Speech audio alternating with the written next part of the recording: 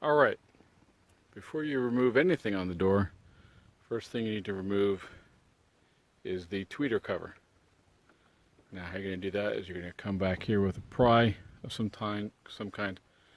I prefer to use some kind of plastic pry tool that you can buy off of eBay or Amazon, anywhere, and pry off the top. What you'll find back here is there's a hole and a pin. That is what's holding the tweeter cover in place. So you're going to pry from the top, pop that pin out of the hole, then the whole assembly just lifts out. The bottom end is held in by these two tabs that just sit on the car door.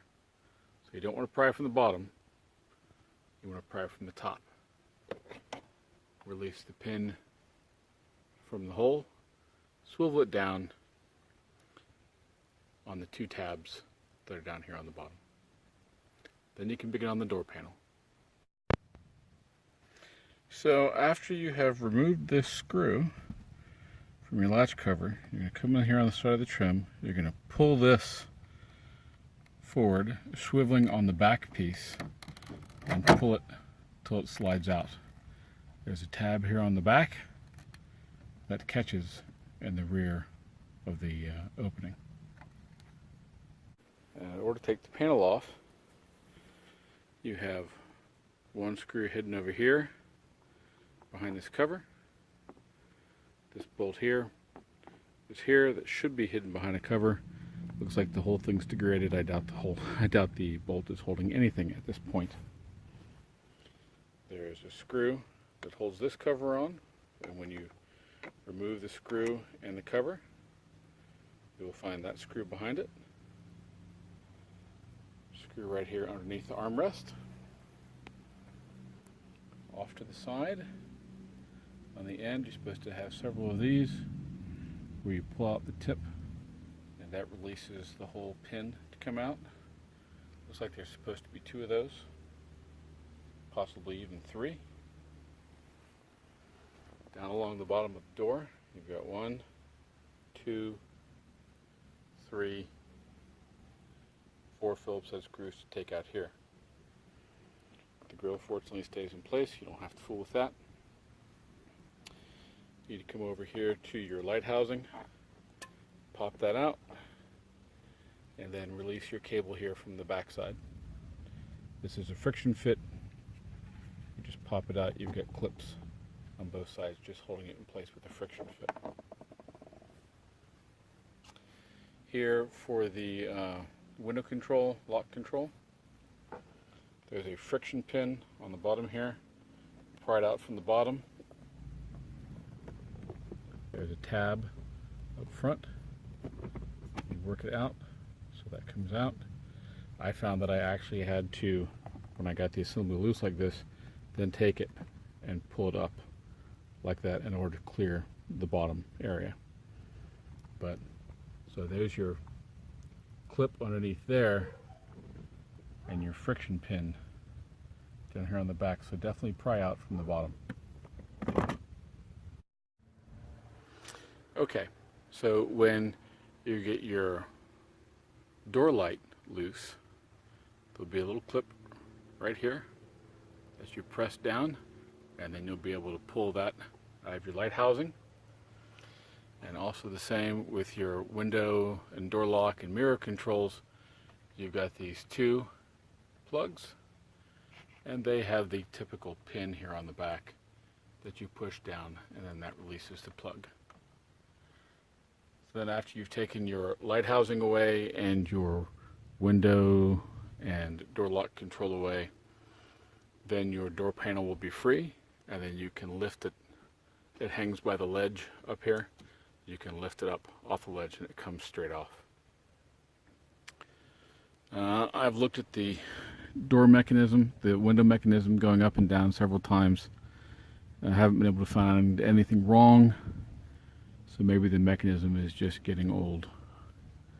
I did find a screw sitting in here, so I'm gonna break my seal right along here and reach inside and pull that out. I do notice that there's a kind of a splash barrier in here to help whatever water becomes loose inside the door to ride out the panel, then come out the drain holes in the bottom of the door. That's what the interior of your door looks like.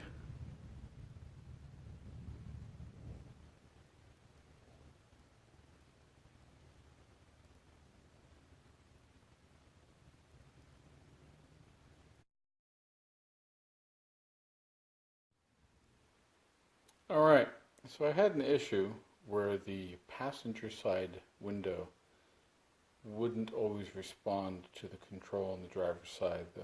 The switch on the passenger side for the window to raise and lower always worked fine. So I knew the issue was over here on the driver's side controller. So after having popped that out, there's a friction tab back here. This is the bottom. So you would carefully put in a flat-bladed screwdriver to wedge underneath and pop it up. It was preferential to use a plastic trim tool, very cheap to get off of Amazon or eBay. Then this tab slides out from underneath the door. You wiggle it back and forth, pull the assembly loose.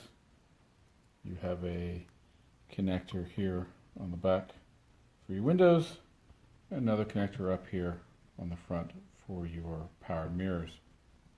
They have a little tab that you push in and then wiggle the plug, and the plug pops out. Then you have 3 screws. Pardon the hair, cat hair. There's a screw here, a screw here, and a screw here. Remove all 3 of those screws, and the assembly pulls out. Now see, now I forgot to mention the window lockout button is friction fit onto the other side of the assembly, the user end of the assembly. Just grab a hold of it, wiggle it gently, and pull firmly. It will pop loose. It's just a friction fit. Now that you have the assembly out of the larger carrier, you've got 1, 2, 3 screws again. You remove those 3 screws and lift your housing up and out of the way. Now you still have your circuit board in a mid-assembly here. You've got 1, 2 screws to take out right there.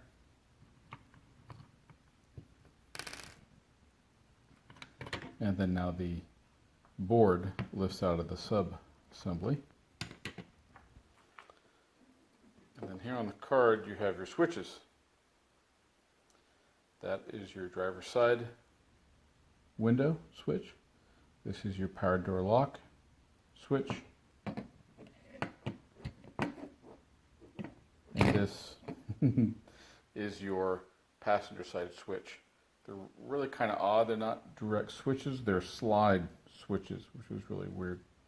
But I sprayed electrical cleaner in them. It's a spray you buy at the automotive parts store. I doused it lightly and then slid the switch back and forth, all 3 of them. And then before you put it back in the assembly, I wanted to make sure my contact points were well greased. There was spare grease laying around. I used one of my fine tipped screwdrivers to scrape a little bit of excess grease up and put it back in the action points to make sure that everything would move smoothly. So you need to make sure that your sliding contacts switches are in the proper position when you put the assembly back together. Here on the circuit board, you'll notice that there's a printed outline for where the individual tabs are supposed to be. It's very nice of them to include that feature. Reassemble.